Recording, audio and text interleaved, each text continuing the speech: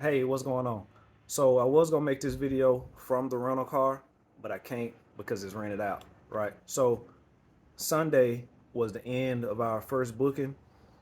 The check-in process for that on Turo is pretty simple. You take the pictures, do turnover with the driver. You all kind of agree on what's what.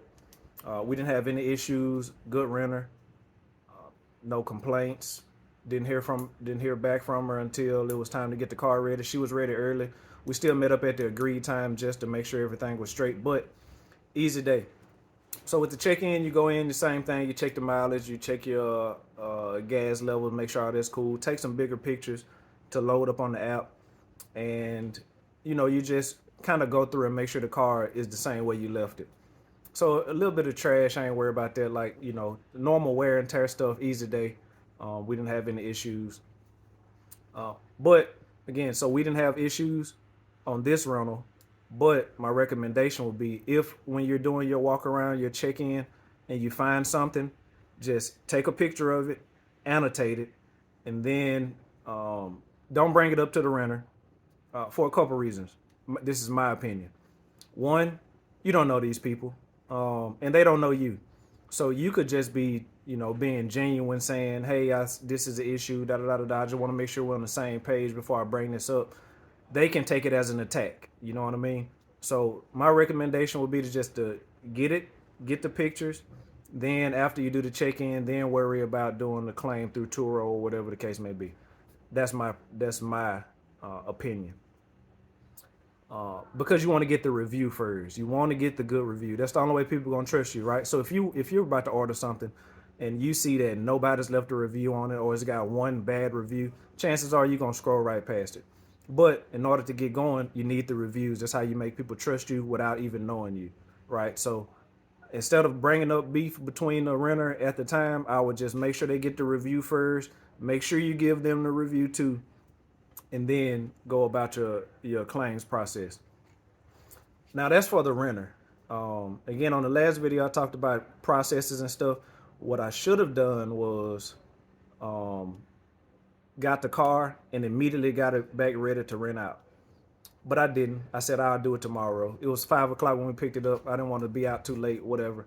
So when we got it, I noticed that it had a brake lamp bulb fault.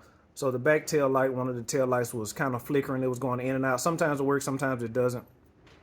Well, so I say, okay, well, cool. I'll just get that because I'm off tomorrow, and then I'll run it through the car wash, whatever.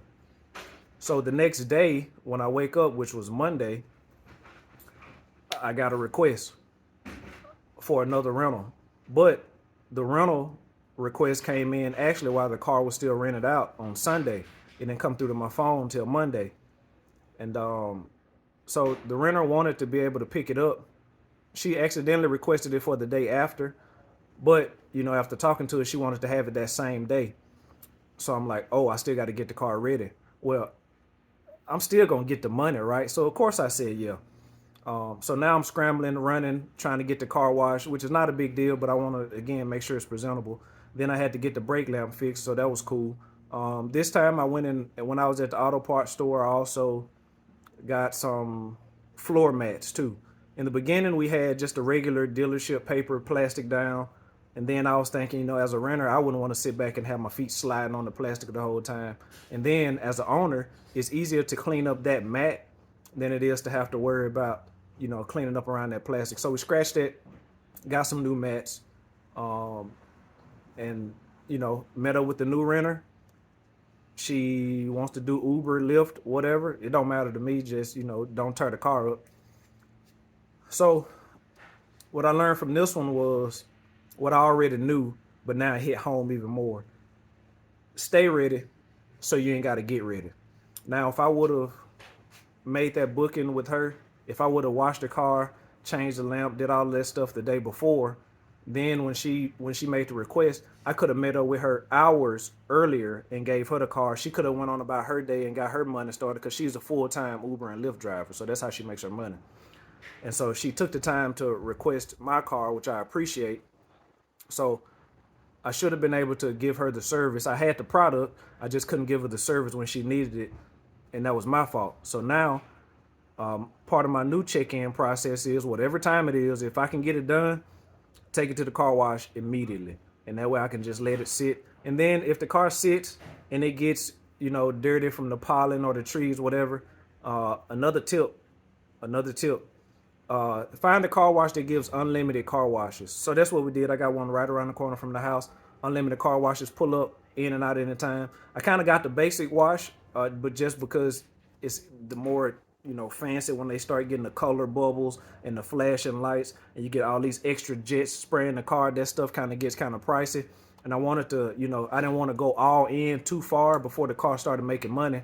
But now that the car is making money, now we can bump that up. Also, too, just personality, right? There's an attendant who works the car wash, and he's the one who actually programs in what happened for the spray. My boy hooked me up with the colors, the bubbles, the lights, all that kind of stuff. I got the triple foam wash with the tire rinse, all that stuff for the free. I mean, not for free, but I got it at an extreme discount. So again, stay ready so you ain't got to get ready. One more thing that was different this time was the last time we delivered the car. This time the renter was able to come and meet me somewhere. So I don't like to do drop offs at my house. That's just me personally. I don't like people knowing where I stay if I don't have to. But I was able to meet her right around the corner. So within walking distance. So if she would have been able to peek around the fence, she might have been able to see me come out the house, right? But either way, it was right around the corner. She came and picked up the car, and it just worked out. So yeah, so that the last run I had was a week. This one is a week also. We got another one already booked for October, and yeah, just ready to ride. So again, I'm just taking you on this journey with me so you can know what's up, so you can know what to expect. I give you full transparency. But yeah, so stay tuned. I'll let you know what's next. Later.